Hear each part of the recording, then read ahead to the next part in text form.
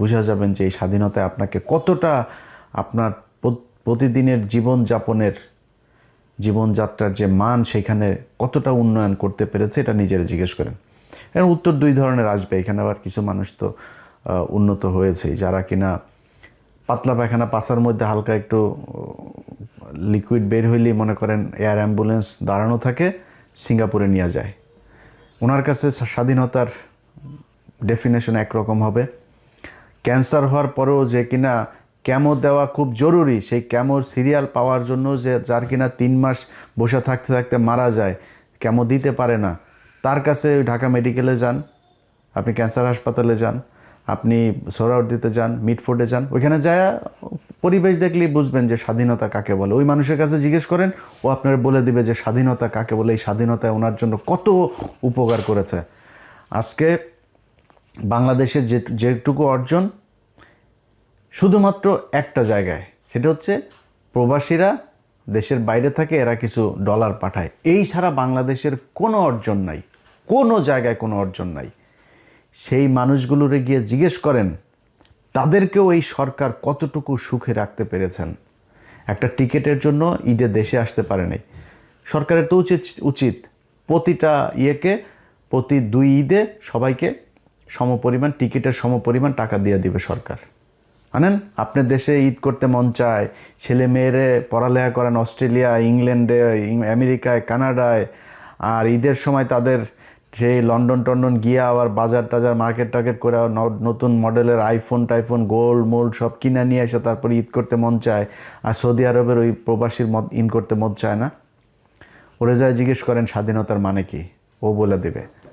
So আপনারা আমার এই ভিডিওটা যখন দেখছেন, আমাদের এই দেশের স্বাধীনতাটা হইল, এই ভিডিওটা দেখার 24 ঘন্টাও পার হয় নাই, দৌলতদিয়া পাটুরিয়া ঘাটের একটা বাস আস্তে করে ফেরি দিয়ে নেমে পানিতে পড়ে গেল। 40-50 জন যাত্রী নিয়ে, সেখানে আমি ভিডিও করার আগ পর্যন্ত যতটুকু জানতে পারলাম 25 জনের লাশ অলরেডি উদ্ধার করা হয়েছে। আরও কতজন মারা যাবে ঠিক নেই। আপনার এই মরার স্বাধীনতা তৈরি হয়েছে 1971 সালের যুদ্ধ মধ্য দিয়ে। আপনি মরবেন, এটাই স্বাধীনতা। আপনি প্রজা, আপনি ওদের গোলামি খাটবেন। ওদের একজন মারা যাবে, ওদের পরিবারের রাষ্ট্রীয় শোক হবে। আপনি 25 জন না, 25,000 মারা গেলেও রাষ্ট্রীয় শোক ঘোষণা করা হবে না। এটার নামই স্বাধীনতা। এই স্বাধীনতার জন্যে বাংলাদেশের মানুষ 1971 সালে যুদ্ধ করেনি, যুদ্ধ করেও নাই, এটাও বাস্তব কথা।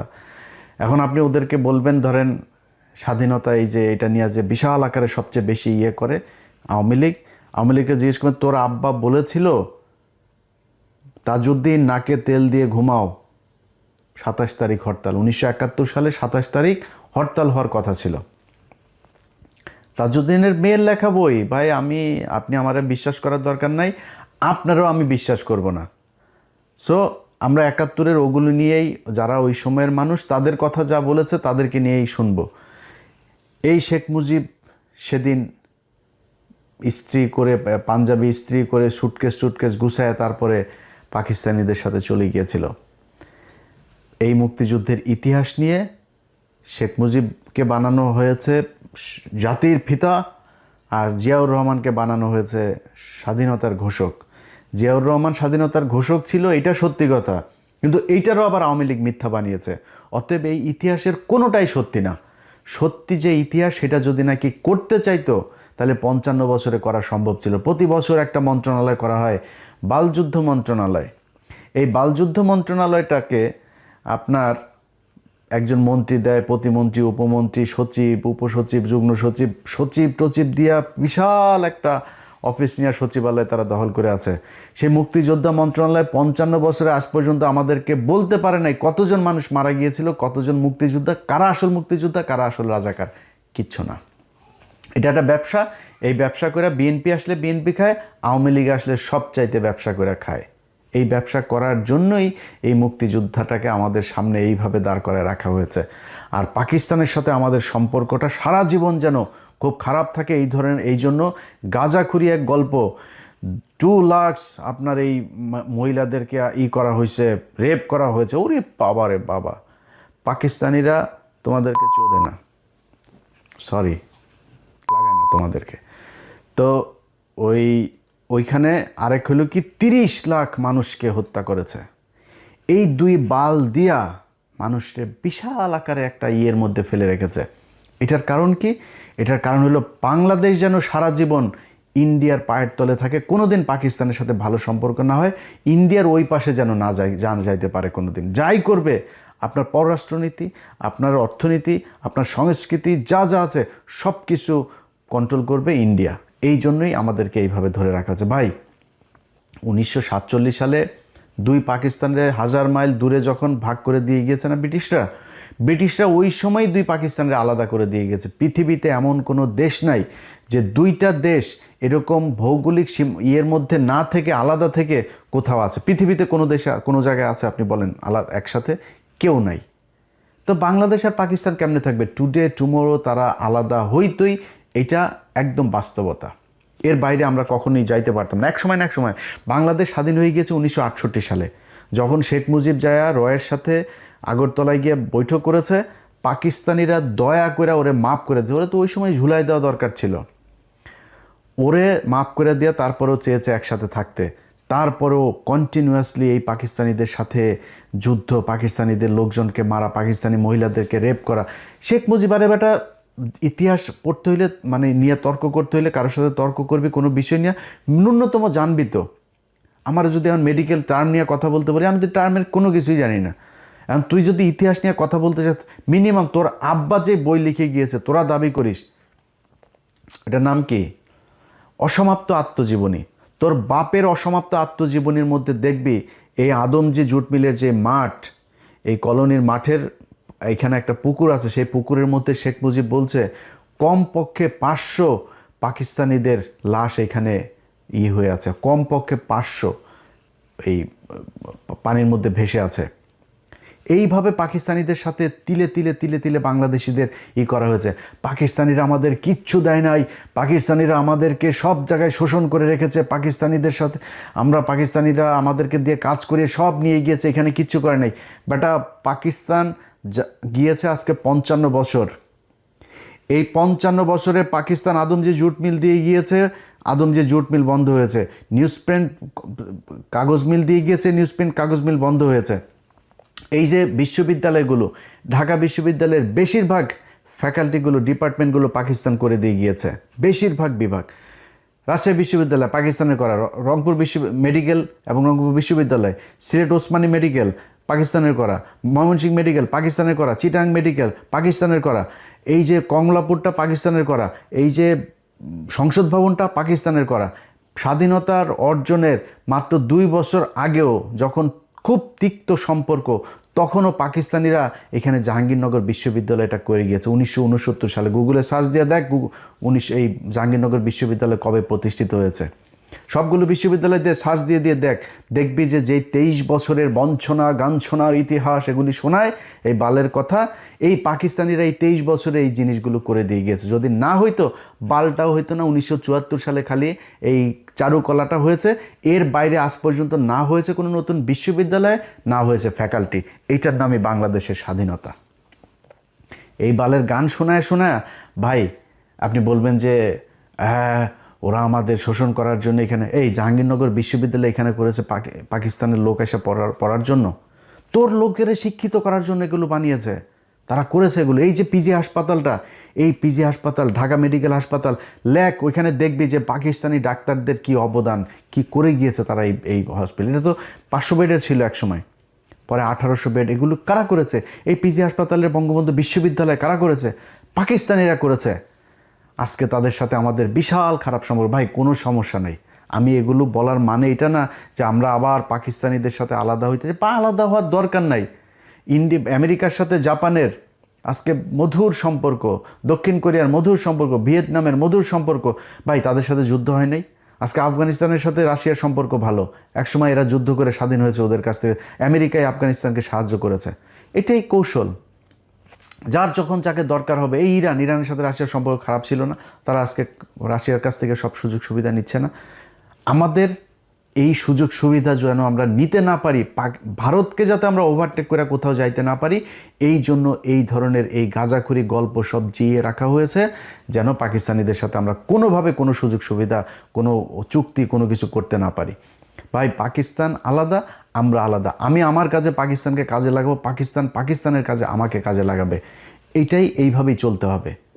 এখন যদি নাকি আপনি বলেন যে ভারতের সাথে আমাদের যে সম্পর্ক, ভারত হলো আমার ভাই, ভারত কয়েকদিন আগে আমাদের তেল দিয়েছে, তেল নাকি কার বলতে গেলে আবার আমার মুখ খারাপ হয়ে যায়, বুঝছেন, আমি কন্ট্রোল করতে পারি না। ওদের কার নাকি কোন দিক দিয়ে নাকি তেল দিয়েছে। আরে ভারত এখন তেল না, ভারত এখন আরও অনেক কিছু দিতে পারে, কারণ ভারতের এখন চিপার মধ্যে আছে, যেই কারণে ভারত এখন আমাদেরকে কোনো না কোনোভাবে একটা করতে হবে। কিন্তু ভারতের আসল চেহারা কি সেটা বুঝবি, সেটা বুঝতে হলে চল একজন একটু বক্তব্য শুনি তোদের ভারতের আব্বার। ভারত আর হাত গুটিয়ে বসে থাকতে রাজি নয়। তারেক রহমানের দেশে ফেরা এবং প্রধানমন্ত্রী হওয়ার নেপথ্যে ভারতের একটি বড় পরিকল্পনা ছিল, আগেই বলেছি। কথা ছিল আওয়ামী লীগের বিরুদ্ধে কোনো প্রতিশোধমূলক রাজনীতি হবে না এবং উগ্র মৌলবাদী শক্তি, বিশেষ করে জামাতের প্রভাব নিয়ন্ত্রণ করা হবে। কিন্তু প্রধানমন্ত্রী হওয়ার পর থেকেই তারেক রহমানের ভোল বদল শুরু হয়েছে।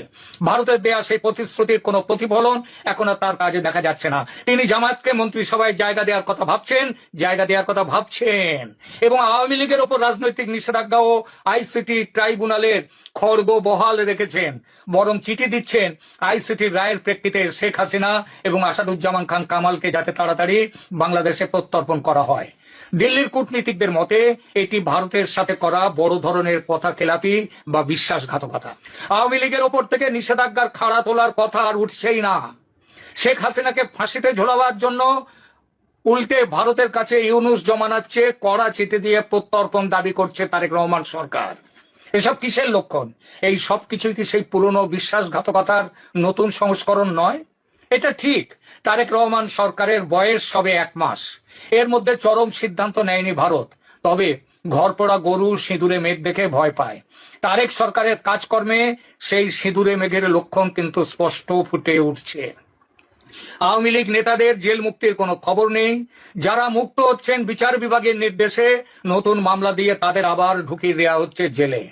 এই যদি বিএনপির গণতন্ত্র রক্ষার আসল ছবি হয় তাহলে সন্দেহ জাগেই। আর ঠিক এই কারণেই হয়তো এবার ভারত আর কোনো বিশেষ দূতের অপেক্ষা না করে অজিত ডোভালের মাধ্যমে সরাসরি 1 মাসের ডেডলাইন দিয়ে দিয়েছে। ভারত তার সাথে কথাবার্তা বলে শুধু কয়েকটি শর্তে, কয়েকটি বিষয়ে কেবল একমত হয়েছিল, কথা নিয়েছিল তারেক রহমানের কাছ থেকে। তাদের মধ্যে 1, ভারতের উত্তর পূর্বাঞ্চলের বিচ্ছিন্নতাবাদীদের যেন বাংলাদেশের মাটি ব্যবহার করতে দেয়া না হয়।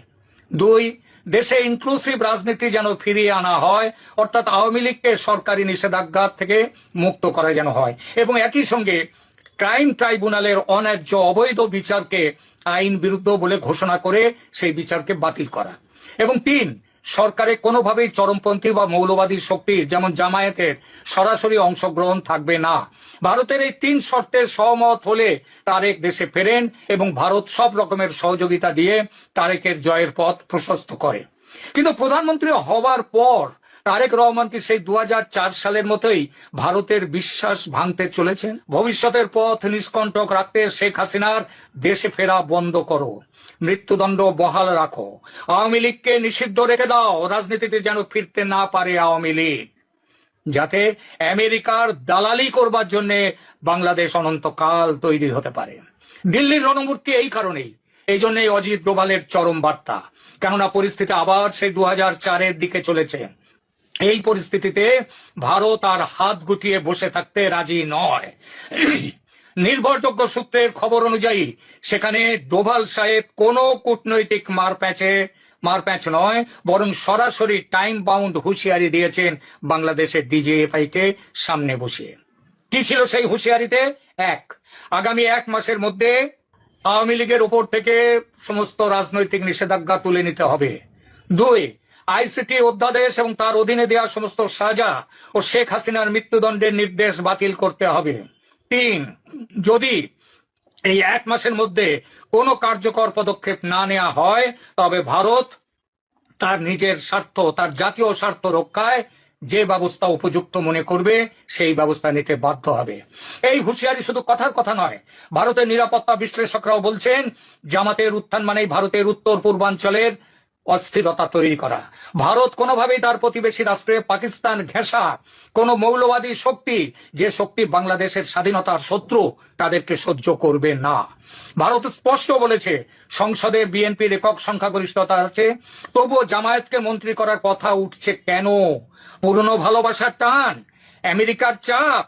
বাংলাদেশ যেন মনে রাখে আমেরিকার সমস্ত হুমকি উড়িয়ে দিয়ে ৭১-এ ভারতের ফৌজ স্বাধীন করেছিল বাংলাদেশকে।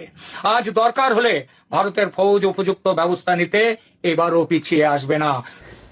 এই হলো ভারতের বন্ধুত্ব।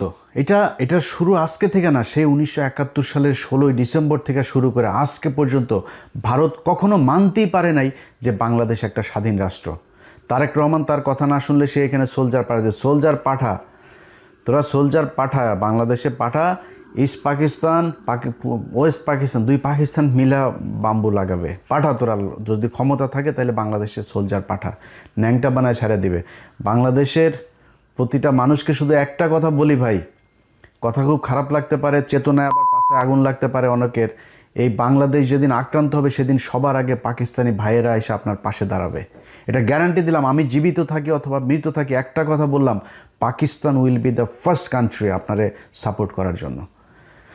অতএব পাকিস্তানের সাথে ভাই আমাদের কৌশলগত ভালো সম্পর্ক থাকতে হবে, তাদের সাথে আমাদের অস্ত্রের চুক্তি থাকতে হবে, মিলিটারি চুক্তি থাকতে হবে, বাণিজ্যিক চুক্তি থাকতে হবে, পাকিস্তানের সাথে সব ধরনের চুক্তি থাকতে হবে।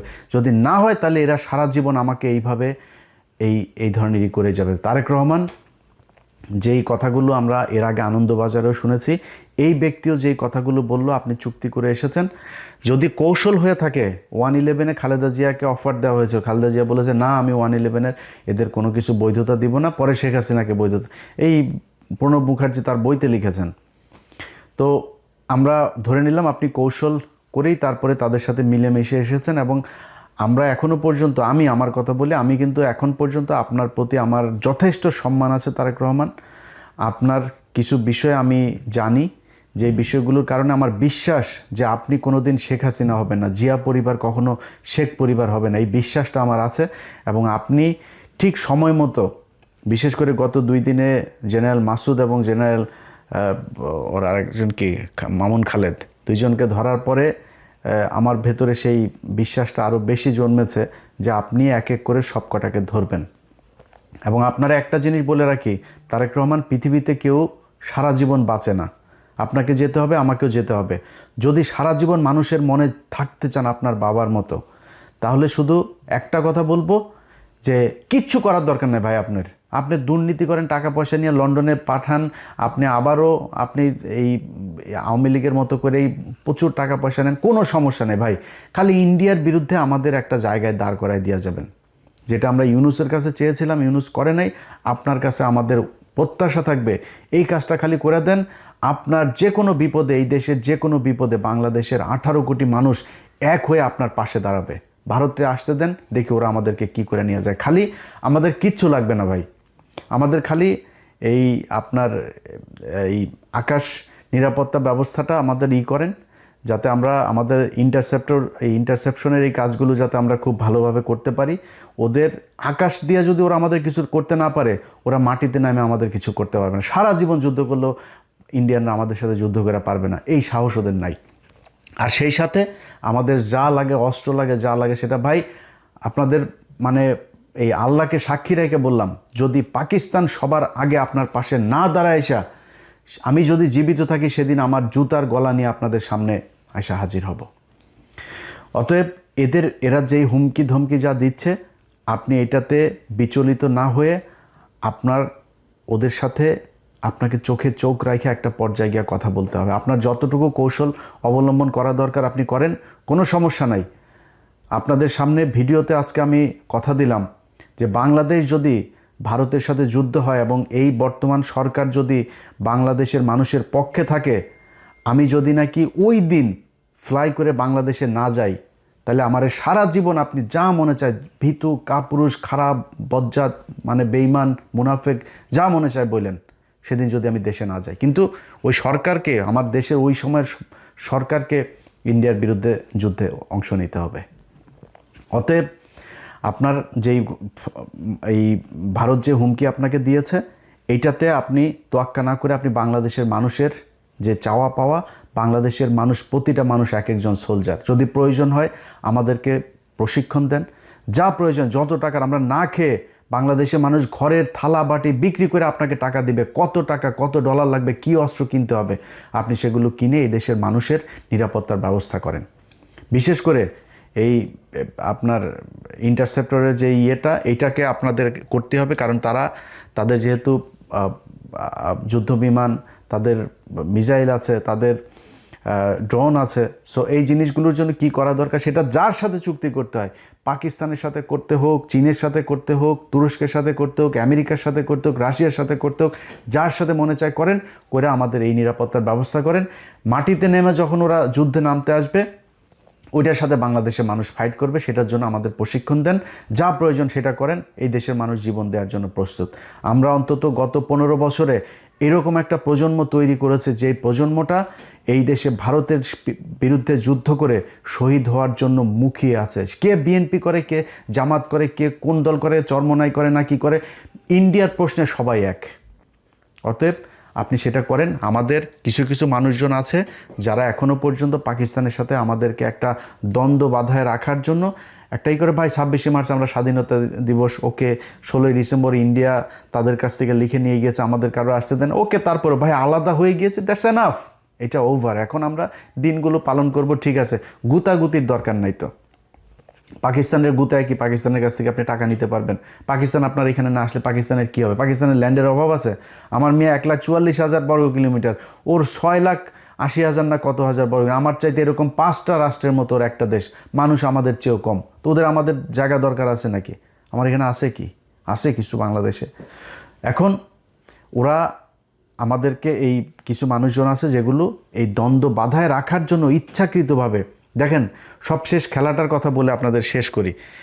সবশেষ খেলার ক্রিকেট খেলাটায় বাংলাদেশ 3টা ম্যাচ খেললো। 3টা ম্যাচের মধ্যে প্রথম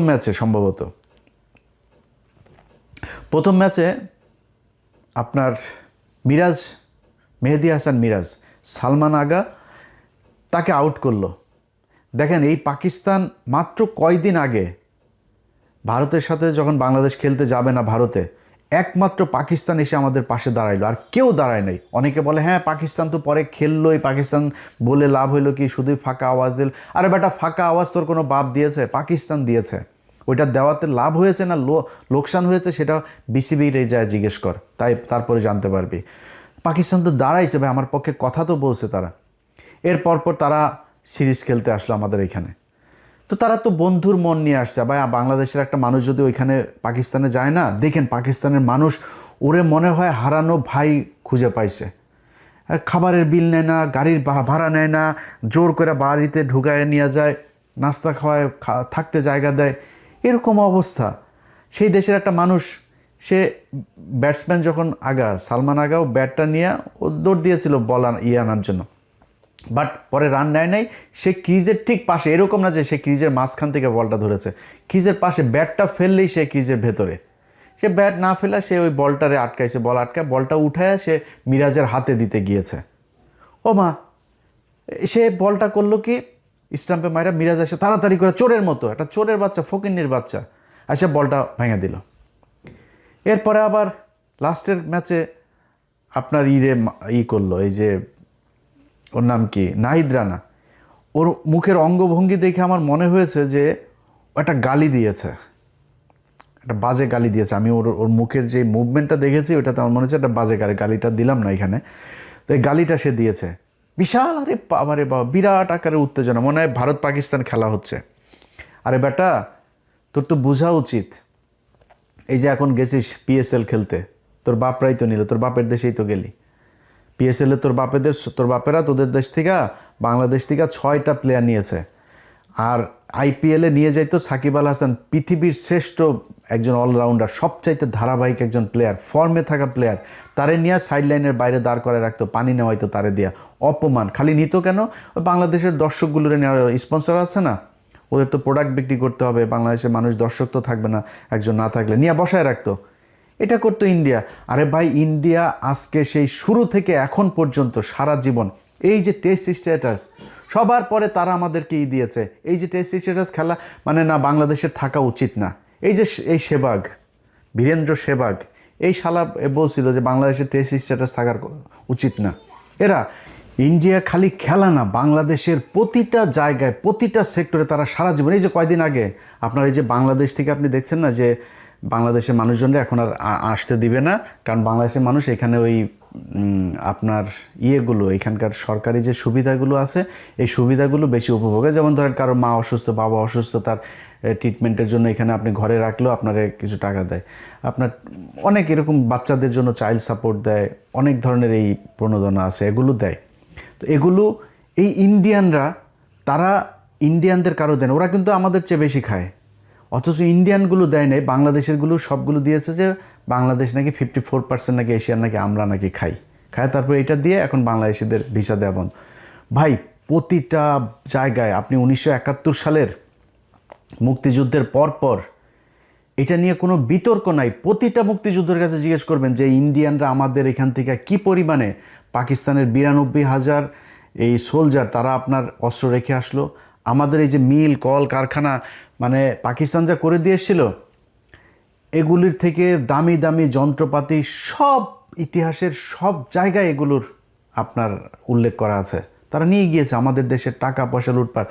ইয়ের পরে 400 কোটি টাকা এসেছিল আমাদের অনুদান বিদেশ থেকে, সেই 400 কোটি তখন আমাদের তো টাকশাল সব নাই, তারা আমাদের সেটা করলো, সেই টাকাটাতে তারা 400 কোটিরে 800 কোটি ছাপাইলো। 800 কোটি ছাপায় কি করলো তারা, তাদের ওই টাকাগুলো দিয়ে আমাদের দেশে চাল ডাল সব কিনে নিয়ে গেল। পর্যাপ্ত ছিল আপনার বিভিন্ন দেশ থেকে আসা আপনার সাহায্য সহযোগিতা ছিল, এগুলো সব নিয়ে যায় তারা আমাদের দেশে ইনফ্লেশন করে দিল, মানুষ না খেয়ে 74-এ মারা গেল। আর ভাই মানুষ মারা গেলে মারা যাবে 72-এ 73-এ, 74-এ গিয়ে মূল্য কেন? এই ভারতীয়দের কারণে। ভাই আপনারে আমি যদি এখন 55 বছরে এই ইতিহাস এত ড্যামেজ হয়েছে যে আপনাকে এখন আমি বুঝাইতে গেলে আপনার অনেক কিছু মনে হবে যে এই লোক আসলে মানে মুক্তিযুদ্ধ নিয়ে এত কথা বলে, ভারতের বিরুদ্ধে এত ক্ষোভ তার। ভাই আমার কথা বিশ্বাস করার দরকার নেই আপনার, আল্লাহর ওয়াস্তে। যেই মানুষগুলো সেক্টর কমান্ডার ছিল, মুক্তিযুদ্ধের সর্বাধিনায়ক আছে না জেনারেল ওসমানী, সেই জেনারেল ওসমানী শেখ মুজিবের এখান থেকে পদত্যাগ করেছিল, জানেন এটা? শেখ মুজিব মন্ত্রণালয়ে থাকতে দেয় নাই। এই যে তাজউদ্দিন আহমেদ, তার অবর্তমানে সে প্রধানমন্ত্রী ছিল না, এই তাজউদ্দিন আহমেদরে শেখ মুজিব বহিষ্কার করেছে, বাধ্য হয়েছে তারা করতে। শেখ মুজিব এই তাজউদ্দিনের মেয়ের বইতে লিখেন একদম হুবহু সেদিনের ঘটনাটা বর্ণনা করেছে যে আব্বু সেদিন এই বাড়িতে এসে তারপর বলেছিল এর চেয়ে পাকিস্তান আমলিত ভালো ছিল। কোনো কারণে একটা কোনো ভালো মানুষরে ওই দিন এই শেখ মুজিব তার এই জায়গাতে সে থাকতে দেয়নি। সো এখন আপনি তাদের কাছ থেকে ইতিহাস শেখেন, দেখবেন ইতিহাসের সব কিছু জানেন। আমার কাছ থেকে কারোর কথা বিশ্বাস করবেন, আপনার নেতারাও বিশ্বাস করবেন না, আমারও করবেন না কারোর কথা। আবার এখন যে গজিয়ে ওঠা যেসব মুক্তিযোদ্ধা আছে এগুলোরও বিশ্বাস করবেন না, এগুলো সব ভুয়া মুক্তিযোদ্ধার ওই সার্টিফিকেট নিয়ে সব এখন আসল মুক্তিযোদ্ধা কেউ সামনে আসে না। এরা এই তেলও মারে না, এরা এই ধান্দা এই খাইতেও আসে না, অনেকে আছে এই ভাতাও নেয় না। এরকম বহু মুক্তি আমার নিজের পরিবারে আছে। আমার আপন খালু, আমার খালার ছোটো খালার হাজবেন্ড, আপন খালু মুক্তিযোদ্ধা। এইসব ইতিহাস এগুলো তার কাছ থেকে বহুত শুনছি ভাই। আপনার সেক্টর কমান্ডার আছে না, সেক্টর কমান্ডার সবচাইতে বড় সেক্টর 9 নম্বর সেক্টর খুলনা অঞ্চলের, এই 9 নম্বর সেক্টরের সেক্টর কমান্ডার আপনার মেজর জলিল। জানেন মেজর জলিল কোথায় মারা গেছিল? এটা জানেন কেউ? মেজর জলিল এই করাচিতে গিয়ে মারা গেছিল। দেখেন ওনার দেখেন, ওনার গুগলে যান, ওনার দেন, করাচিতে গিয়ে মারা গেছিল। এই বাংলাদেশের প্রতি ঘৃণা, ইন্ডিয়ার প্রতি ঘৃণায় সেই দেশটায় থাকতে পারে নাই, সেই জীবনটা সেইখানে মারা গিয়েছে। একজন সেক্টর কমান্ডার। আপনার কাছ থেকে আমি ইতিহাস শিখবো ভাই। আপনি আমার সাথে ইতিহাস নিয়ে করবেন, ডিবেট করবেন, কথা বলবেন, যে বলতে চায়, যত বড় মুক্তিযুদ্ধ আছে যে আছে, আমি আমার মুখ থেকে একটা কথা বলবো না, বই থেকে কোট আনকোট কথা বলবো। তার চাইতে বড় মুক্তিযোদ্ধার বই থেকে আমি তার রেফারেন্স দেবো যে এই মুক্তিযুদ্ধে এটা বলে গেছে, আপনি এটা কোথায় পেলেন? আমার মুখ থেকে একটা কথা বলবো না, কে আছেন বলেন, আমি তার সাথে বসবো। অতএব এই মুক্তিযুদ্ধ নিয়ে ভাই আমাদের দেশের যে 2 লাখ মা বোনকে পাকিস্তানিরা লাগাইছে, বাল ফলাইছে, 30 লক্ষ মানুষকে পাকিস্তানিরা মেরে থুয়ে গিয়েছে। ভাই এই ভগাস কথাবার্তা 55 বছর হয়েছে মুক্তিযুদ্ধ মন্ত্রণালয়ের, বলেন না কেন ঠিক করতে, জীবনও করবে না, কারণ সব মিথ্যা কথা। পাকিস্তানিরা কাউকে রেপ করে নাই, পাকিস্তানিরা কোনো মুসলমানকে হত্যা করে নাই। এই যে কয়দিন আগে আমেরিকাতে দেখছেন না 2 কংগ্রেসম্যান সব এই কারণেই। হ্যাঁ, হিন্দুদের সাথে যুদ্ধ হয়েছে, ভারতের সাথে পাকিস্তানের যুদ্ধ হয়েছে, হিন্দুরা তো এই দেশে গণহত্যা চালিয়েছে, গণধর্ষণ চালিয়েছে। তো এখন কি বলবেন এগুলোরও নিয়ে? এই যে 3 লাখ, 30 লাখ, 2 লাখ এগুলোর করেন না কেন? আমরা তো চাই কারা কারা ধর্ষিত হয়েছে, কাদের কাদের ইয়েতে পাকিস্তানের পয়দা হয়েছে, আমরা এটা দেখতে চাই। দেখান, বলেন, আপনাদের তালিকা নাই কেন? আপনারা এখনও করেন না কেন? যে মারা গিয়েছে তার তো আর মান সম্মান নাই, খুঁজে বার করেন দেখি। মুক্তিযোদ্ধা তো এখনও জীবিত আছে, খোঁজ নেন। নাম বলার দরকার নাই, কোনো নারীর নামও বলার দরকার নেই, এমনিতে আপনি সংখ্যাটা আমাদের জানান দেখি কোথায় কে করছে। এইসব ভগাস কথাবার্তা। ভাই, আমার পাকিস্তানের সাথে আমি একও হব না, আবার পাকিস্তানের সাথে আমাদের যেতে না পারে। এর প্রতিরোধে আওয়ামী লীগ একটা শান্তিপূর্ণ অসহযোগ আন্দোলন করে তোলে। ইয়াহিয়া ঢাকায় এসে আলোচনার নামে সময় ক্ষেপণ করে এবং 25শে মার্চ হঠাৎ কইরা ঘুমন্ত নিরস্ত্র শান্তিপূর্ণ বাঙালিদের উপরে ঝাঁপায় পড়া গণহত্যা শুরু করে। এরপর শুরু হয় বাঙালি জাতির মুক্তির সংগ্রাম এবং ভারত নিতান্ত মানবিক কারণে আগে এসে সামরিক অভিযান চালায়, পূর্ব বাংলাকে মুক্ত কইরা শত্রুর হাত থেকে বাংলাদেশকে স্বাধীন করে দেয়। তাই তো, এটাই তো আমাদের মুক্তিযুদ্ধের মেড ইজি বয়ান, তাই না? এই বয়ান নিয়ে আলোচনা এবং আসল লোমহর্ষক ষড়যন্ত্র উন্মোচন করার আগে কিছু ব্যাপারে পরিষ্কার করে নিই। এই সমস্ত ব্যাপার বোঝা অত্যন্ত জরুরি। পুরো ষড়যন্ত্র বুঝতে হইলে আর একটু আগে যাইতে হবে, আমাদের ভারত ভাগের টাইম থেকে শুরু করতে হবে। আসেন আল্লাহর নামে শুরু করি। 1947 সালে পাকিস্তান এবং ভারত ব্রিটিশ সাম্রাজ্যের ডোমিনিয়ন হিসেবে স্বাধীনতা লাভ করে। ডোমিনিয়ন আর রিপাবলিকের মধ্যে পার্থক্য হচ্ছে, ডোমিনিয়ন কার্যত স্বাধীন হইলেও সেটা ব্রিটিশ সাম্রাজ্যের অংশ। একটা ডোমিনিয়নের রাষ্ট্রপ্রধান ইংল্যান্ডের রাজা বা রানী, তবে ডোমিনিয়নের পার্লামেন্ট বা আইনসভার স্বাধীনতা আছে।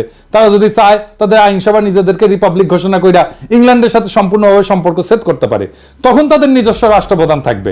ভারত 1950 সালে নিজেদের সংবিধান রচনা করে, রিপাবলিক ঘোষণা করে।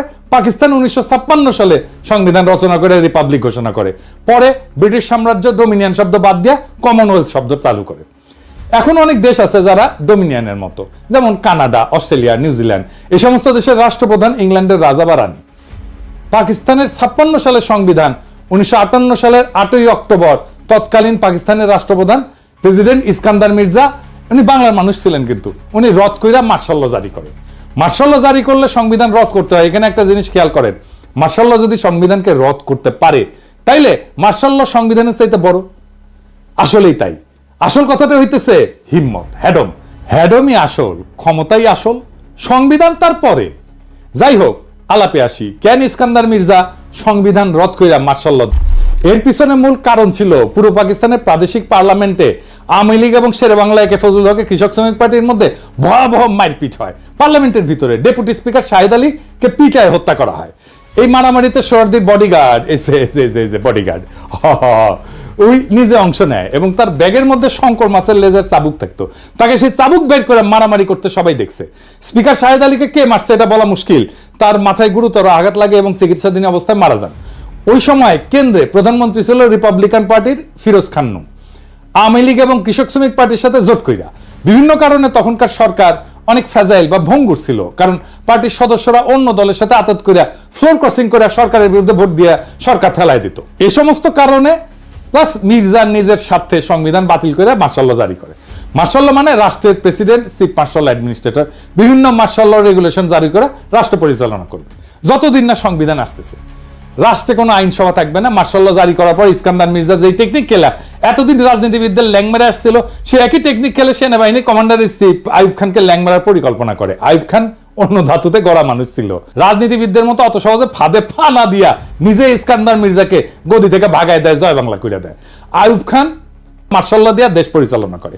এরপর 1962 সালে সংবিধান প্রণয়ন করে। 1956 এবং 62 এই দুই সংবিধানেই পাকিস্তানের দুই প্রদেশ, পশ্চিম পাকিস্তান এবং পূর্ব পাকিস্তানকে প্যারিটি অথবা সমতা দেওয়া হয়। এর মানে হইতেছে পাকিস্তানের কেন্দ্রীয় আইনসভার দুই প্রদেশ থেকে সমান সংখ্যক আইনসভার সদস্য থাকবে। যেমন 62 থেকে 65 সালে পাকিস্তানের তৃতীয় আইনসভায় পূর্ব পাকিস্তানে 78 জন, পশ্চিম পাকিস্তানে 78 জন ছিল। 65 থেকে 69 সালেও পাকিস্তানের চতুর্থ আইনসভায় উভয় প্রদেশ থেকে 78 জন করে মোট 156 জন ছিল। এই প্যারিটির ফর্মুলার পিছনে একটা ইতিহাস আছে, এটা একটু যাই। পাকিস্তানের প্রথম গণপরিষদ, যেটা 47 সালের 10 আগস্ট গণপরিষদ এবং আইনসভা হিসাবে শপথ গ্রহণ করে, সেটাতে প্রথমে 69 জন সদস্য নির্বাচিত হয়ে আসছিল। এদের সদস্য সংখ্যা দেশের জনসংখ্যার অনুপাতে ছিল। তখন এই 5টা প্রদেশ মিলে পাকিস্তান তৈরি হয়েছিল। পরে এই অ্যাসেম্বলির সদস্য সংখ্যা 100 পর্যন্ত বাড়ানো হয়। এই প্রথম গণপরিষদ 1947 থেকে 1954 সাল পর্যন্ত থাকে, কিন্তু 7 বছরেও সংবিধান প্রণয়ন করতে ব্যর্থ হয়। এই সংবিধান প্রণয়নের জটিলতা এবং দীর্ঘসূত্রিতার মূল কারণ ছিল সংবিধানে পাকিস্তানের ভবিষ্যৎ আইনসভায় কোন প্রদেশ কয়টা আসন নেবে এইটা নিয়ে একটা বিশাল গ্যাঞ্জাম তৈরি হয়েছিল। পাকিস্তানে ফেডারেল ব্যবস্থার সরকার প্রস্তাব করা হয়। ফেডারেল মানে বিভিন্ন প্রদেশের নিজস্ব সরকার, আইনসভা, বিচার বিভাগ থাকবে প্রাদেশিক পর্যায়ে। কেন্দ্রীয় বা ফেডারেল পর্যায়ে একটা কেন্দ্রীয় সরকার বা আইনসভা থাকবে। কেন্দ্রীয় আইনসভা 2 কক্ষ প্রস্তাব করা হয়। 2 কক্ষ বিশিষ্ট আইনসভার ইতিহাস হচ্ছে, এটা মূলত ইংল্যান্ডের কালচার, যেখানে হাউস অব কমন্স আর হাউস অব লর্ডস আছে। কমন্সের সদস্যরা জনগণের সরাসরি ভোটে নির্বাচিত হয়। লর্ডসের সদস্যরা রাজা কর্তৃক অ্যাপয়েন্টেড হয়। লর্ডসের সদস্যরা অভিজাততন্ত্রের সদস্য এবং চার্চ অফ ইংল্যান্ডের বিশপরাও এর সদস্য। যে কোনো আইন পাশ করতে হলে 2 কক্ষেই পাশ করা লাগে। অভিজাত আর বিশপদেরকে ইংল্যান্ডের রাষ্ট্রে গুরুত্বপূর্ণ স্টেক হোল্ডার মনে করা হয়। এই জন্য এদের জন্য একটা উচ্চ কক্ষ আইনসভা বানায়, যারা কমন্সের পাশ করা বিল স্ক্রুটিনাইজ করে, দেখে নিজেদের মধ্যে ভোটাভুটি করে অ্যাপ্রুভ করে অথবা রিজেক্ট করে। আমেরিকা যখন ইংল্যান্ড থেকে স্বাধীনতা লাভ করে তখন প্রথমে 13টা কলোনি ছিল। এদের মধ্যে জনসংখ্যায় সবচেয়ে বড় ছিল ভার্জিনিয়া এবং সবচেয়ে ছোট ছিল রোডস আইল্যান্ড। আমেরিকা যখন তাদের ফেডারেল সংবিধান রচনা করতে যায় তখন ছোট রাজ্যগুলো বড় রাজ্যগুলোর সাথে ইউনিয়ন করতে চায় নাই। কেন চায় নাই? এর কারণ হইল তারা ভাবতো বড় রাজ্যগুলো আইনসভায় জনসংখ্যার ভিত্তিতে আসন পাইলে মেজরিটি আসন পাবে, ফলে তারা ছোট রাজ্যগুলোর সাথে প্রস্তাব করা যে কোনো বিল ভোট দিয়ে হারাই দিতে পারে। তখন একটা কম্প্রোমাইজ পদ্ধতি গ্রহণ করা হয়, যেখানে আমেরিকার ফেডারেল আইনসভা ইংল্যান্ডের মতো 2 কক্ষ বিশিষ্ট হবে। যেহেতু আমেরিকানরা কোনো অভিজাততন্ত্র এলাও করেনি, সেই জন্য ইংল্যান্ডের মতো বিশপ আর অভিজাতদের দিয়ে কোনো কক্ষ থাকবে না, এই প্রশ্ন ওঠেনি। 2 কক্ষের নিম্ন কক্ষ হাউস অফ রিপ্রেজেন্টেটিভ এর আসন সংখ্যা জনসংখ্যার অনুপাতে ডিস্ট্রিবিউট করা হবে। উচ্চ কক্ষ অথবা সিনেটের মধ্যে প্রত্যেক রাজ্যের সমান সংখ্যক আসন, অর্থাৎ ছোট রাজ্য বড় রাজ্য সবার জনসংখ্যা যাই হোক সবার 2টা করে আসন। যে কোনো বিলই 2 কক্ষে পাশ হইতে হবে যদি সেটা আইন হইতে হয়। সিনেট তাহলে আমেরিকার জনগণের প্রতিনিধিত্ব করে না, তারা প্রতিনিধিত্ব করে আমেরিকার প্রত্যেকটা রাজ্যের জনগণের প্রতিনিধি হাউস অফ রিপ্রেজেন্টেটিভ। তাহলে জনগণের প্রতিনিধি কারা? জনগণের প্রতিনিধি হচ্ছে হাউস অফ রিপ্রেজেন্টেটিভ। আমেরিকার সংবিধান জনগণ ছাড়া প্রত্যেকটা রাজ্যকেও নিজেদের ফেডারেল স্ট্রাকচারের স্টেক হোল্ডার মনে করে। যেহেতু সিনেটে সবার সমান আসন, এর জন্য ছোট মাইনরিটি রাজ্যগুলো তার আপত্তি না করে বড় রাজ্যগুলোর সাথে ইউনিয়ন করে ইউনাইটেড স্টেটস অফ আমেরিকা গড়ে তোলে। তো পাকিস্তানে প্রথমে 2টা কক্ষ প্রস্তাব করা হয়। নিম্ন কক্ষ প্রদেশগুলোর জনসংখ্যার ভিত্তিতে আসন সংখ্যা বিতরণ করা হয়। ঠিক আমেরিকার মতো পাকিস্তানের প্রদেশগুলোকে যদি ক্রমিক অনুসারে সাজায়, তাহলে জনসংখ্যা সবচেয়ে বেশি পূর্ব বাংলার, তারপরে পাঞ্জাব, তারপরে সিন্ধু, তারপরে সীমান্ত প্রদেশ, তারপরে বেলুচিস্তান। আর উচ্চ কক্ষ প্রদেশগুলো প্রতিনিধিত্ব করবে, প্রত্যেকটা প্রদেশের সমান সংখ্যক আসন থাকবে, সিনেটের মতো। ঠিক আমেরিকার মতো যে কোনো বিল উভয় কক্ষে পাশ হইতে হবে। সব প্রদেশ এই প্রস্তাবে রাজি হয়। রাজি হয় না কে? বাঙ্গুরা, এই মুজিবেরা। তারা দাবি করে উভয় কক্ষে জনসংখ্যার অনুপাতে হইতে হবে। তাতে যারা উভয় পক্ষে মেজরিটি থাকে তাদেরকে যতই বোঝানোর চেষ্টা করা হয় উভয় কক্ষে যদি জনসংখ্যার অনুপাতে হয় তাহলে 2টা কক্ষের দরকার কি, একটা কক্ষ হইলেই তো হয়। সোহরাওয়ার্দী বডিগার্ডের মাথায় এর চাইতে গারপেলি বুদ্ধি আর আসার কথা। আর একটা কক্ষই যদি হয়, প্রদেশগুলোর যদি রিপ্রেজেন্টেশন নাই থাকে, তাহলে ফেডারেল সরকার ব্যবস্থা প্রত্যেকটা প্রদেশের আলাদা সরকার আইনসভার দরকার কি? একটা একক কেন্দ্রীয় সরকার ব্যবস্থা থাকলেই তো হয়, যেখানে আইনসভা জনসংখ্যার ভিত্তিতে হবে এবং একটা লেয়ারের সরকার থাকবে। যেমন চীন একটা লেয়ারের সরকার, একটা কেন্দ্রীয় শাসনের দেশ, এটার ইংরেজিতে কয় ইউনিটারি দেশ। এখানে প্রদেশগুলোর আলাদা সরকার বা আইনসভা নাই। তো বাঙ্গুদের যদি মেজরিটি এতই প্রিয় হয়, তারা ইউনিটারি সরকার নিক, দেশে কোনো প্রাদেশিক সরকার থাকারই দরকার নাই। কিন্তু বাঙ্গুরা অনর, তারা কিছুতেই বুঝবেন না। তারা ফেডারেল নিবে, প্রাদেশিক সরকার রাখবে, কেন্দ্রে 2টা কক্ষ রাখবে, আবার 2টাতেই মেজরিটি নিবে। মানে পুরো মামা বাড়ির আবদার। আমি নায়িকার মতো সুন্দর মাইয়া চাই, সেই মাইয়া আবার রন্ধন কর্মে সুনিপুণা হবে, কাজের বুয়ার মতো কাজ করবে, পরিপিঠে হয়ে সাইজা থাকবে, বাপের একমাত্র কন্যা হবে, শ্বশুরের অগাধ ধন সম্পদ থাকবে, গাইতে জানবে, নাচতে জানবে, মানে তার সব লাগবে। পশ্চিম পাকিস্তানের নিশ্চয়ই ভাবিছিল কিসে পইলাম কোদা। তো বাঙ্গুদের এই গোয়ার্তুমির জন্য পাকিস্তানের সংবিধান প্রণয়ন প্রায় পুরা 9 বছর আটকাইছিল। এই 9 বছর মানে 47 থেকে 56 পর্যন্ত পাকিস্তান ডোমিনিয়ন হিসেবে থাকে এবং ব্রিটিশ আমলে গভর্নমেন্ট অফ ইন্ডিয়া অ্যাক্ট, 35-এর ইন্ডিয়ান ইন্ডিপেন্ডেন্স অ্যাক্ট এবং 47-এর এই দুইটা আইনকে সংবিধান হিসেবে গ্রহণ করে অপারেট করে। পরে বাঙ্গুদের বোঝানোর জন্য, মানানোর জন্য 56 সালে প্যারিটি ফর্মুলা প্রপোজ করা হয়, যেটাতে পাঞ্জাব সিন্ধু সীমান্ত আর বেলুচিস্তান মিলে পশ্চিম পাকিস্তান এবং পূর্ব বাংলাকে পূর্ব পাকিস্তানের দুইটা প্রদেশ হিসেবে গঠন করা হয়। উভয় প্রদেশের জনসংখ্যার অনুপাত 50-এর কাছাকাছি, একদিকে 56%, একদিকে 44%। যেহেতু উভয় প্রদেশের সমান আসন, যাতে কেউ কাউকে ডমিনেট করার প্রশ্ন না ওঠে, সবাই সমান সমান। যেহেতু এই প্রস্তাবে পশ্চিম অঞ্চল পাকিস্তানের 4টা প্রদেশ মিলে একটা ইউনিট গঠন করা হয়, তাই এই প্রস্তাবের নাম হয় 1 ইউনিট প্রপোজাল।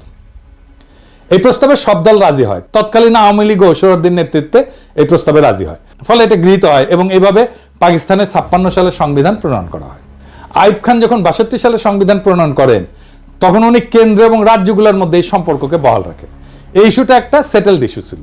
আইয়ুব খান এটা আর নড়চড় করেন নাই। এখানে একটা তথ্য উল্লেখ করা যায় যে বাংলাদেশ বিচ্ছিন্ন হয়ে যাওয়ার পর পাকিস্তানে কিন্তু সংবিধান তৈরি করতে একদম সময় লাগে নাই। ওদের পাঞ্জাব মেজরিটি প্রদেশ হওয়া সত্ত্বেও পাঞ্জাবিরা কিন্তু বাঙ্গুদের মতো মামা বাড়ির আবদার করে নাই। বর্তমান পাকিস্তানের আইনসভার 2টা কক্ষ, নিম্নকক্ষ ন্যাশনাল অ্যাসেম্বলি আর উচ্চকক্ষ সিনেট। নিম্নকক্ষ জনসংখ্যার অনুপাতে আসন আর উচ্চকক্ষে প্রত্যেকটা রাজ্যের সমান সংখ্যক আসন। পাঞ্জাবিরা বাঙ্গুদের মতো হাউকাউ করে নাই যে তাদের উভয় কক্ষতেই মেজরিটি দিতে হবে। এইবার শুরু হয় ষড়যন্ত্রকারীদের খেলা। 1962 সালে ভারত মাতা চীনের সাথে সরাসরি যুদ্ধ জড়ায় পড়ে। যুদ্ধটা হয় ভারতের দুই দিকের সীমান্তে, উত্তর পূর্ব এবং উত্তর পশ্চিম। উত্তর পূর্ব দিকে ভারত এবং চীন উভয়ে বর্তমান অরুণাচল প্রদেশকে সম্পূর্ণ নিজের বলে দাবি করে। উত্তর পশ্চিমের লাদাখের একটা অংশ, যেটার নাম আকসাই চীন, সেটাকেও তারা নিজেদের এলাকা বলে দাবি করে। ভারত মাতা বেশি কনফিডেন্ট হইয়া চীনের এলাকায় সৈন্য নিয়ে ঢুকে যায়। ভাবছিল চীনারা ভারত মাতার সৈন্য দেখে পালাবে, চীনারা না পালায় উল্টা হামলা করে। ফলে ভারত পুরা অরুণাচল প্রদেশ, আকসাই চীন উভয় অঞ্চল যুদ্ধে সম্পূর্ণভাবে হারায়। আসামের ভিতরে চীনা বাহিনী ঢুকে পড়ে।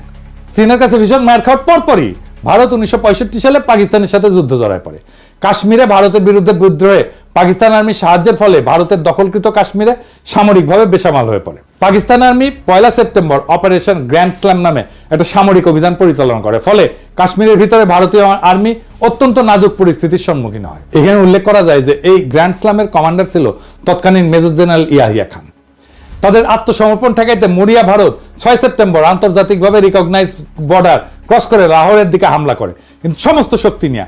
কাশ্মীরের বর্ডার এইটা বিতর্কিত বর্ডার, আন্তর্জাতিকভাবে রিকগনাইজ না, কিন্তু লাহোরে ভারতের সীমান্ত থেকে মাত্র 18 মাইল দূরে হওয়া সত্ত্বেও ভারত সর্বশক্তি নিয়ে করা এই আক্রমণ ব্যর্থ হয়।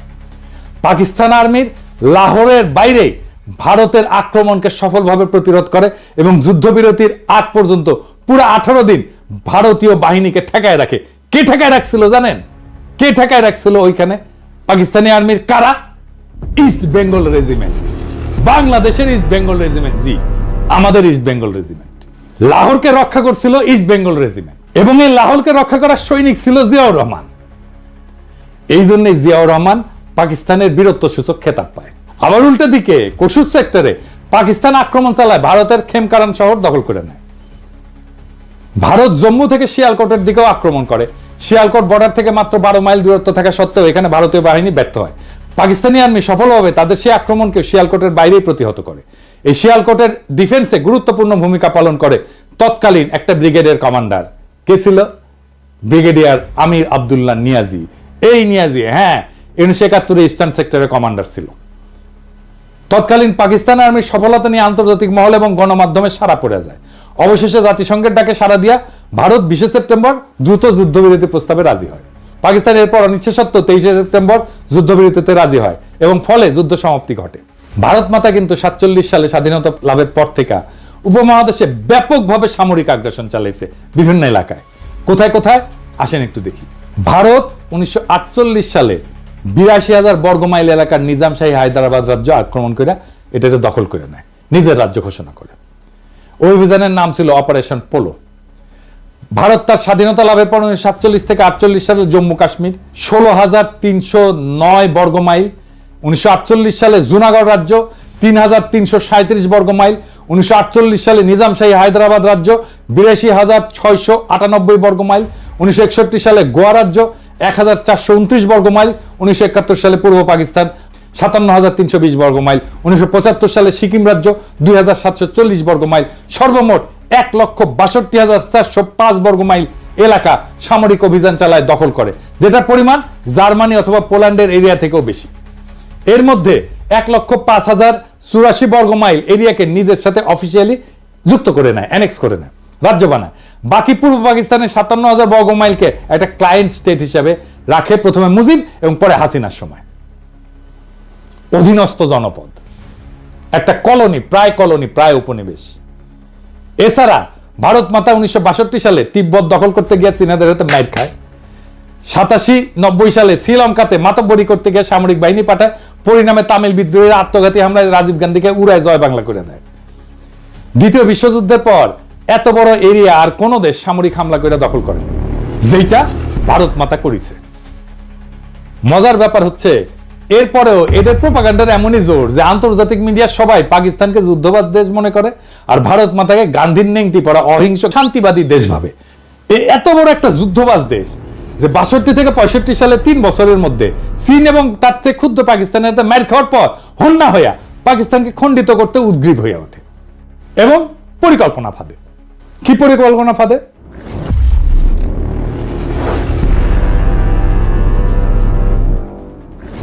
সে তাদের এজেন্ট শেখ মুজিব সোহরাওয়ার্দীর বডিগার্ডের মাধ্যমে ঠিক করে 65 সালে যুদ্ধের পর 6 দফাকে উপস্থাপন করে। ভারত পাকিস্তানের যুদ্ধ হয় 65 সালের সেপ্টেম্বর, মুজিব 6 দফা উত্থাপন করে 66 সালের ফেব্রুয়ারিতে। কিরকম মজার একটা কাকতালীয় ব্যাপার, তাই না? হ্যাঁ, তাই না এডিটর সাহেব? মেলা দিন পরে কাউয়ার কথা মনে আসলো। কাউয়ার সাউন্ড দেবেন না?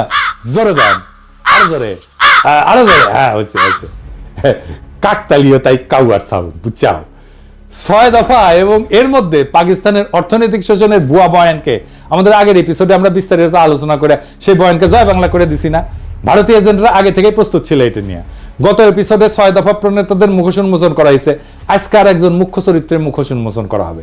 তার নাম সিরাজুল আলম খান। সিরাজুল আলম খান ঢাকা বিশ্ববিদ্যালয়ের ছাত্রলীগের মধ্যে ভারতীয় এজেন্ডা বাস্তবায়নে 60-এর দশকের প্রথম থেকেই কোমর বেঁধে নামে পড়ে।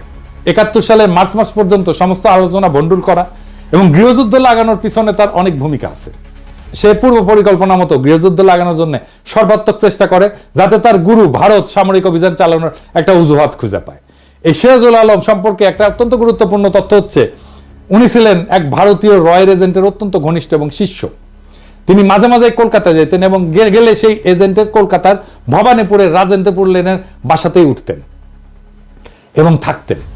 সেই এজেন্টের কলকাতায় বাড়ি ছাড়াও বাংলাদেশেও বাড়ি ছিল এবং তিনি বাংলাদেশের নাগরিকও ছিলেন, আওয়ামী লীগের সংসদ সদস্য ছিলেন এবং আওয়ামী লীগের সংসদ সদস্য হিসেবে 73-এর কারচুপির নির্বাচনে তৎকালীন বাকেরগঞ্জ 14 আসন, বর্তমানে পিরোজপুর 1 আসন, যেটা বর্তমানে আল্লামা দেলোয়ার হোসেন সাইদির আসন, ওইখানে এমপি নির্বাচিত হয়েছিলেন।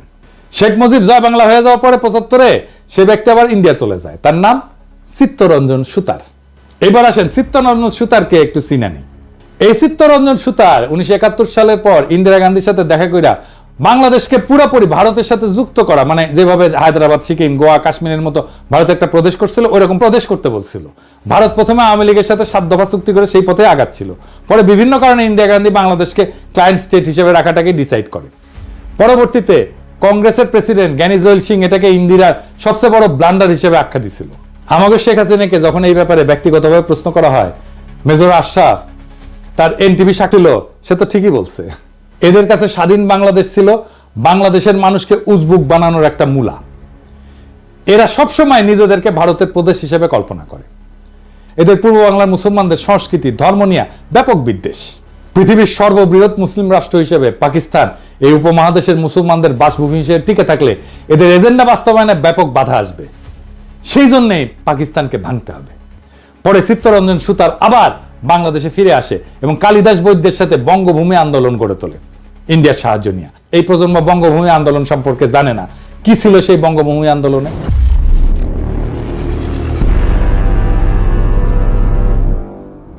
এই আন্দোলন হচ্ছে দক্ষিণবঙ্গের খুলনা, ফরিদপুর, পটুয়াখালী, বরিশাল এই অঞ্চলে একটা হিন্দু রাষ্ট্র গড়ে তোলার জন্য সশস্ত্র সংগ্রাম। 1996 থেকে 2001 আওয়ামী লীগের সময় এই আন্দোলন হঠাৎ করে কাকতালীয়ভাবে বন্ধ হয়ে যায় এরপরে বিএনপির সময় আসলে এটা আবার ভারতের এজেন্ডা বাস্তবায়ন করতে নেমে পড়ে। 2004 সালে ফেব্রুয়ারি মাসে এরা হিন্দু প্রজাতন্ত্রের ঘোষণা দিয়ে আবার অ্যাক্টিভ হয়, ভারত তাদেরকে অ্যাক্টিভ করে রহস্যজনকভাবে। এর ঠিক পরে সে 2004 সালে বাংলাদেশে গ্রেনেড হামলা থেকে শুরু করে একের পর এক নাটক ঘটা শুরু করে। ভারত তার পরিকল্পনা অনুযায়ী বাংলাদেশকে অস্থিতিশীল করে তোলে এবং 2007 সালে ভারতের ঘোড়া উপহার পাওয়া কুলাঙ্গার মইনুল আহমেদ ভারতের 111 প্লেবুক মতি মাহমুদের সাহায্যে বাস্তবায়ন করলে ভারতের আর বঙ্গভূমির মাধ্যমে ষড়যন্ত্র করার দরকার থাকে না। ম্যাজিকের মতো সাথে সাথে বঙ্গভূমি আন্দোলন ভ্যানিশ হয়ে যায়। এরপরের ইতিহাস সবার জানা। এই হচ্ছে সিরাজুল আলম খানের আসল রূপ।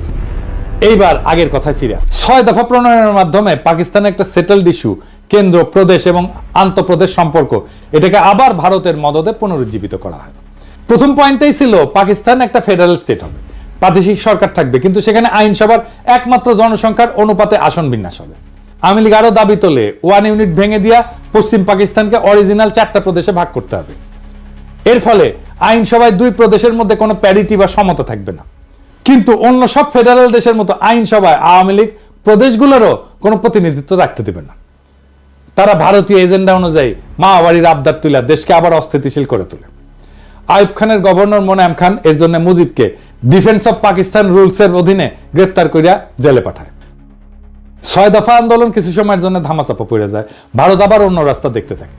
তারা আরেক ভারতীয় এজেন্ট খুঁজে বের করে। এই ব্যক্তিটার নাম হইতেছে লেফটেন্যান্ট কমান্ডার মোয়াজ্জেম হোসেন, একদম টিপিক্যাল বাঙ্গু কমিউনিস্ট প্রগতিশীল, আমরা বর্তমান যুগের লাকি আক্তারের মতো। ছাত্র জীবনে কমিউনিস্ট পার্টি এবং র্যাডিক্যাল বামপন্থী আন্দোলনে জড়িত থাকার ফলে তার শিক্ষা জীবন ব্যাহত হয়। পরে কোনো মতে ইন্টারমিডিয়েট পাশ করে পাকিস্তান নৌবাহিনীতে যোগ দিয়ে ষড়যন্ত্রমূলক কার্যকলাপ চালাই যেতে থাকে। ইনি আগরতলা ষড়যন্ত্রকারীদের মুখ্য অর্গানাইজার। আগরতলা ষড়যন্ত্র যে সত্য ছিল এবং ছোটবেলার আওয়ামী বয়ান এবং পাঠ্যপুস্তকে এটাকে মিথ্যা মামলা বলে চালানো হইলেও আওয়ামী লীগের ডেপুটি স্পিকার এবং অন্যতম ষড়যন্ত্রকারী আসামি শওকত আলী 2011 সালে একটা বই লেখে, সত্য মামলা আগরতলা। মোয়াজ্জেম ভারতীয় দূতাবাসের একজন কর্মকর্তা পিএন ওঝার সাথে দেখা করে অস্ত্র, টাকা এবং পরিকল্পনা সাহায্য চায়। তাদের পরিকল্পনা অনুযায়ী পূর্ব পাকিস্তানের সেনানিবাসগুলোতে 2009 সালে বিডিআর বিদ্রোহের মতো বিদ্রোহ সংগঠিত করা হবে, এটাই পরিকল্পনা ছিল। সেনানিবাসের অস্ত্রাগারগুলো লুট করে এই বিদ্রোহ ছড়ায় দেওয়া হবে, এরপর বিডিআর এর মতো হত্যাকাণ্ড চালানো হবে।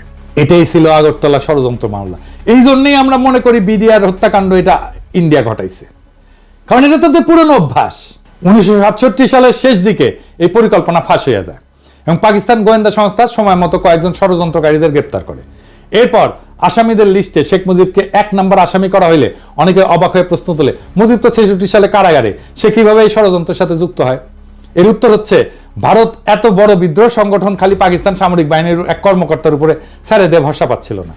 তারা পূর্ব পাকিস্তানের একটা রাজনৈতিক দলের সাপোর্ট খুঁজতেছিল।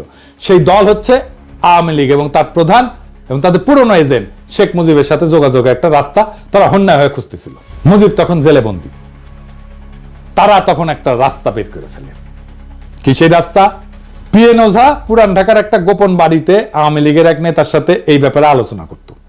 এরপর আওয়ামী লীগের সেই নেতা বিভিন্ন ঘুরপথের রাস্তায় শেখ মুজিবের ধানমন্ডি 32 নম্বর বাড়িতে যাইতো। সেইখানে সে বেগম মুজিবকে সব তথ্য বইলা বেগম মুজিবের সাথে কইরা জেলে যাইতো মুজিবের সাথে পারিবারিক সাক্ষাৎকারের সময়। বেগম মুজিব এবং উক্ত নেতা জেলে মুজিবকে ওঝার সাথে হওয়া সমস্ত কথা বলতো, এর বিপরীতে প্রয়োজনীয় দিক নির্দেশনা নিত। তৎকালীন জেলে মুজিবকে পরিবারের সাথে রেগুলার দেখা এবং কথা বলার সময় দিত পাকিস্তান সরকার। পাকিস্তানের চৌকস গোয়েন্দা বাহিনী ষড়যন্ত্রে আভাস পেয়ে পিএন ওঝাকে গভীর পর্যবেক্ষণের অধীনে আনে। তারা ওঝার সমস্ত চলাচল পর্যবেক্ষণ করে এবং আওয়ামী লীগের নেতার সাথে পুরান ঢাকার বাড়িতে মিলিত হওয়ার দৃশ্য পর্যবেক্ষণ করে। এরপর উক্ত নেতার মুজিবের বাড়িতে যাওয়া এবং বেগম মুজিবের সাথে কারাগারে মুজিবের সাথে দেখা করতে যাওয়াটা পর্যবেক্ষণ করে। এই সমস্ত তথ্যের ভিত্তিতে মুজিবকে আগরতলা ষড়যন্ত্র মামলার 1 নম্বর আসামি করা হয়। এই মামলার সমস্ত আসামিকে পাবলিকলি বিচার করার জন্য ট্রাইব্যুনাল তৈরি করে বিচার কার্য শুরু করা হয়। এই সমস্ত তথ্যের রেফারেন্স হচ্ছে ঢাকা বিশ্ববিদ্যালয়ের রাষ্ট্রবিজ্ঞান বিভাগের অধ্যাপক গোলাম ওয়াহেদ চৌধুরী, জিডব্লিউ চৌধুরী নামে পরিচিত ছিল, ওনার রচিত বই last days of United Pakistan. উনি সেই সময় পাকিস্তান সরকারের একজন মন্ত্রী ছিলেন এবং মন্ত্রী থাকাকালীন এই মামলা সংক্রান্ত গোয়েন্দা ফাইলে আসল তথ্য দেখেন। ওনার স্ত্রীকে আমরা চিনি, অধ্যাপিকা দিলারা চৌধুরী, এখনো বেঁচে আছেন এবং জাহাঙ্গীরনগর বিশ্ববিদ্যালয়ের শিক্ষক। এরপর 68 সালের শেষ দিকে পশ্চিম পাকিস্তান এবং পূর্ব পাকিস্তানে Bhutto Peoples Party, Bhashani NAP, Awami League এবং কমিউনিস্ট পার্টি সবাই আইয়ুবের বিরুদ্ধে একটা আন্দোলন শুরু করে। এই আইয়ুব বিরোধী আন্দোলনের নেপথ্যের কাহিনী অত্যন্ত জটিল এবং সময় হইলে অন্য একদিন এটা নিয়ে আলাপ করা যাবে। উভয় পাকিস্তানে উক্ত আন্দোলনের ফলে 69 সালের মার্চ মাসে আইয়ুব খানের পতন হয় এবং আগরতলা মামলার বিচার কাজ বাদ দিয়া আসামিদেরকে ছেড়ে দেওয়া হয়। তারপরে কি হয়, রাজনৈতিক দলগুলো দাবি তোলে যে আইয়ুবের ৬২ সালের সংবিধান বাতিল করতে হবে এবং নতুন গণপরিষদের নির্বাচন দিতে হবে। প্রধান রাজনৈতিক দলের সম্মতিক্রমে এবং কথা মতো পাকিস্তান সেনাবাহিনীর commander in chief Yahya Khan সংবিধান বাতিল করে মার্শাল ল জারি করেন। দেশে এত উত্তেজনা অবসান ঘটানোর জন্য এবং আওয়ামী লীগের বারবার এই উত্তেজনা এজিটেশন এটা বন্ধ করার জন্য ইয়াহিয়া খান স্থির করেন ওরা যেসব মা বাড়ির আবদার তুলছে ওইসব মেনে নেওয়া, যাতে পাকিস্তান অখণ্ড থাকে, টিকে থাকে। ইয়াহিয়া খান আওয়ামী লীগকে ফ্রি হ্যান্ড দেন রাজনীতিতে। ৭০ সাল থেকে নির্বাচনী প্রচারণা শুরু হয়। ৭০ সালের মার্চ মাসে আসন্ন গণপরিষদ নির্বাচনের জন্য একটা presidential decree legal framework order ১৯৭০ জারি করেন। উক্ত অর্ডারে ৬ দফা এবং আওয়ামী লীগের দাবি অনুযায়ী পাকিস্তানের 1 ইউনিটকে ভেঙে সর্বসম্মত ৫টা প্রদেশ করা হয়, পূর্ব পাকিস্তান সহ। আসন্ন গণপরিষদ এক কক্ষ বিশিষ্ট আইনসভা হবে, যেটাতে জনসংখ্যার অনুপাতে আসন বিতরণ করা হবে। এর ফলে আসন্ন গণপরিষদে পূর্ব পাকিস্তান থেকে মেজরিটি আসন থাকবে, মানে ৩০০টার ভেতরে ১৬২টা আসন। অর্থাৎ আওয়ামী লীগের সমস্ত এক্সট্রিম দাবি ইয়াহিয়া খান মেনে নেয়। এইটা ভেবে যে এরা যদি ক্ষমতার রেসপন্সিবিলিটি পায় তখন উগ্র বিচ্ছিন্নতাবাদের দাবি তুলবে না। কিন্তু ভারত এবং তার সর মুজিব আগাগোড়া খালি মূলা দেখাইছে যে লীগ একবার খালি নির্বাচনে জিতুক, এরপর তারা আর কোনো শোরগোল তুলবে না, পাকিস্তান যাতে অখণ্ড থাকে সেরকম একটা সংবিধান বানাবে। ইয়াহিয়া আওয়ামী লীগ ভারতের সাজানো এই ফাঁদে পা দেয়। এর ফলে মার্শাল ল অথরিটি আওয়ামী লীগকে নির্বাচনী প্রচারণাতে যা খুশি বলার স্বাধীনতা দেয়। অন্য দল মুসলিম লীগ এবং জামাতের সভা আওয়ামী লীগ তাদের গুন্ডা দিয়ে ভন্ডুল করে খুন খারাপি করলো, মার্শাল ল অথরিটি আওয়ামী লীগের বিরুদ্ধে একটা স্টেপও নেয় না। নির্বাচনে আওয়ামী লীগের ভুয়া অর্থনৈতিক বৈষম্যের পরিসংখ্যান প্রচার করা সত্ত্বেও কোনো জবাব দেওয়া হয় না। এর ফলে নির্বাচনে আওয়ামী লীগের ক্যাডাররা এক একজন অসংখ্য ভোট দিল, মার্শাল ল অথরিটি কোনো হস্তক্ষেপ করেনি। কারণ হচ্ছে ইয়াহিয়া খান আসলে বিশ্বাসই করতে পারেননি মাইনরিটিরা বিচ্ছিন্নতা চায়, মেজরিটি কখনো আলাদা হবে। এই দেখেন ৭০ সালে ওনার একটা সাক্ষাৎ পর্যন্ত এই ধারণা পোষণ করতেন। ওনাকে আগেও অনেকে সতর্ক করছিল যে মুজিবের এই সমস্ত টোপ না গিলতে। মুজিব আগরতলার সাথে প্রত্যক্ষভাবে জড়িত। ইয়াহিয়া সেই সমস্ত সতর্কবার্তা উড়ায় দেয়, বলে যে ক্ষমতার রেসপন্সিবিলিটি পাইলে শেখ মুজিব এবং লীগ এই সমস্ত উগ্র দাবি থেকে সরে আসবে।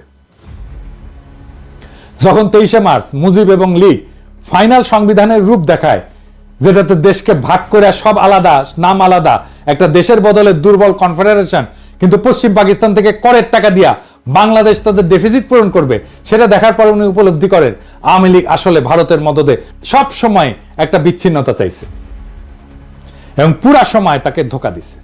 ৭০ সালের ডিসেম্বরের নির্বাচনের পর এইভাবে লীগ যখন গণপরিষদে মেজরিটি আসনে জিতে, ইয়াহিয়া খান জানুয়ারিতে পূর্ব পাকিস্তানে আইসা মুজিবের সাথে দেখা করে তাদের পূর্ব নির্ধারিত শর্ত অনুযায়ী মুজিবের তৈরি সংবিধান দেখতে চান। মুজিব সেটা দেখাইতে অস্বীকার করে। এইবার প্রথমবারের মতো ইয়াহিয়া খান লীগের আসল বদমতলব বুঝতে পারে। ঠিক এই সময় ভারত তাদের পরিকল্পনা মতো আর একটা সাজানো নাটক বাস্তবায়ন করে, রহস্য উপন্যাসের মতো সেই ঘটনা। কাশ্মীরের শ্রীনগর থেকে 2 জন কাশ্মীরি যারা রয়ের এজেন্ট হিসেবে কাজ করত, ভারতীয় এয়ারলাইন্সের একটা ফকার প্লেন নাম গঙ্গা হাইজ্যাক করে লাহোরে নিয়ে যায়। সেখানে সব যাত্রীকে ছেড়ে দিয়া প্লেনটা ধ্বংস করে ফেলে। প্লেনটা খুব পুরাতন ছিল এবং অলরেডি সেটাকে সার্ভিস থেকে উইথড্র করা হয়েছিল। কিন্তু হাইজ্যাকিং এর কিছুদিন আগে আবার প্লেনটাকে ফ্লাইটে নামানো হয়। ভারত কেমন সিপা দেখেন, মানে নিজেদের একটা বাতিল করা পুরানো বিমান বিসর্জন দেয় এইভাবে দিয়া অন্যের যাত্রা ভঙ্গ করে। পাকিস্তানের তদন্ত কমিশনে ভারতের এই ষড়যন্ত্র প্রকাশ পায়। ভারত এই সুতা ধইরা ভারতের উপর দিয়ে পাকিস্তানের বিমান চলাচল বন্ধ করে দেয়। এর উদ্দেশ্য ছিল আওয়ামী লীগ যাতে নির্ভয়ে তাদের দেওয়া পরিকল্পনা বাস্তবায়ন করে এবং ইয়াহিয়ার সাথে কোনো সমঝোতা না করে। ইয়াহিয়া যদি 6 দফা মেনে নেয়, তারপরেও ফেব্রুয়ারি মাসে ইয়াহিয়া খান সংখ্যাগরিষ্ঠ দলের প্রধান হিসেবে মুজিবকে রাজধানী ইসলামাবাদে ডাকলে মুজিব বেয়াদবের মতো রাষ্ট্রপ্রধানের কাছে যেতে অস্বীকার করে।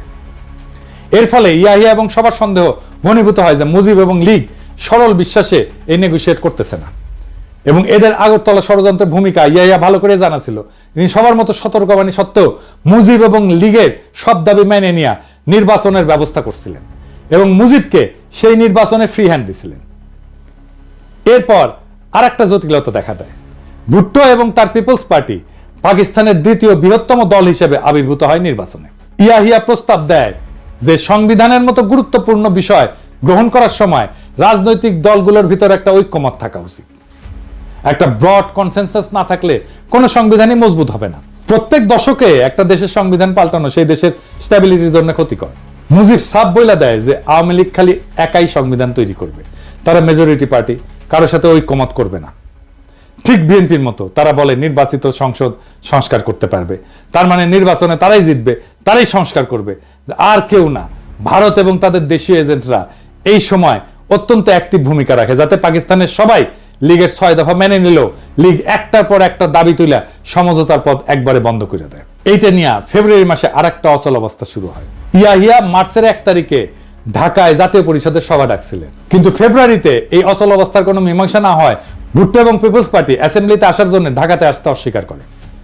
তাদের বক্তব্য ছিল, মুজিব তো আগেই বলছে লীগ মেজরিটি পার্টি হিসেবে একাই সংবিধান বানাবে, তাদের এই মাইনরিটির কথা যদি নাই শোনা হয় তাহলে তাদের আর কষ্ট করে অ্যাসেম্বলিতে আসার দরকার কি।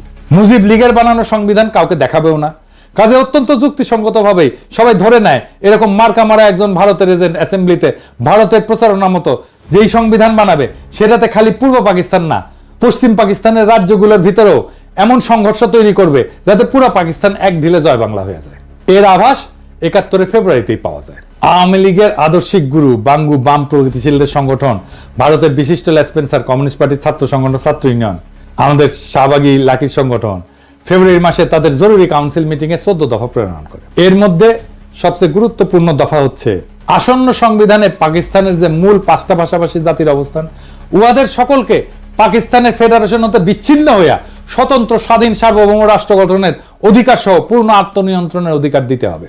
চিন্তা করেন, অথচ এই ছাত্র ইউনিয়ন করা আমাকে মতি মাহফুজের কাছে যদি ভারতের উত্তর পূর্ব অঞ্চলের স্বাধীনতার কথা বলা হয়, 7 সিস্টারের স্বাধীনতার কথা বলা হয়, তারা তেলে বেগুনে জ্বলে ওঠে।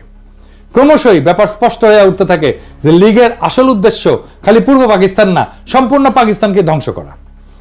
এদেরকে যতই কনসেশন দেওয়া হচ্ছে, এরা একটার পর একটা দাবি তুলতেই আছে, এবং এরা যে বাস্তবে ভারতের জন্য পাকিস্তান ধ্বংস করতে উদ্গ্রীব সেটা বর্ণনা আমার গত এপিসোডে করছি 6 দফা প্রণয়নকারীদের মুখোশ উন্মোচনে। এখানে উল্লেখ করা যায় যে মুজিব এবং লীগ যদি পাকিস্তানকে অখণ্ড স্ট্রং রেখে কোনো সংবিধান বানায়, সেটা দেখাই তো ভুট্টোর বাপেরও সাধ্য ছিল না মুজিব এবং লীগের ক্ষমতা যাওয়া ঠেকানো। সেই সময় পশ্চিম পাকিস্তানের সাধারণ মানুষের কিরকম মনোভাব ছিল তার একটা উদাহরণ দেখাচ্ছি, অধ্যাপক সাজ্জাদ হোসেনের বই থেকে, তার 71 স্মৃতি থেকে উদ্ধৃত করতেছি।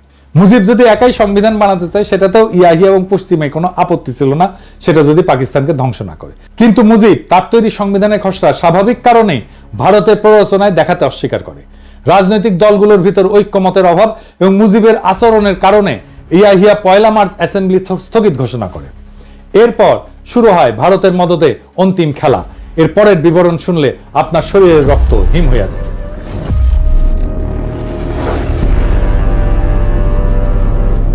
প্রথমে আমাদের জানতে হবে 71 সালে তৎকালীন পূর্ব পাকিস্তানে অবাঙালি মুসলমান কারা। 47 সালে দেশভাগের পর ভারতের উত্তরপ্রদেশ, বিহার, হায়দ্রাবাদ থেকে অসংখ্য মুসলমান পাকিস্তানে হিজরত করে। এদের কিছু অংশ পশ্চিম পাকিস্তানে যায়, কিছু অংশ পূর্ব পাকিস্তানে এসে বসবাস শুরু করে। পূর্ব পাকিস্তানে এদের সংখ্যা আনুমানিক কয়েক মিলিয়ন ছিল। এছাড়া পূর্ব পাকিস্তানের দেশের অন্যান্য জেলা থেকেও পাঞ্জাব, পশতু, সিন্ধি ইত্যাদি প্রদেশ এবং জেলার মানুষ এসে চাকরি, ব্যবসা বাণিজ্য ইত্যাদি কারণে বসবাস শুরু করে। চাকমা রাজা ত্রিদীপ রায় তার বই দ্য ডিপার্টেড মেলোডিতে লোমহর্ষক সব ঘটনার বিবরণ দিচ্ছেন। সেসব ঘটনা তার এলাকার লোকজন চাক্ষুষ দেখছেন। তার বইয়ের এই পাতার বিবরণ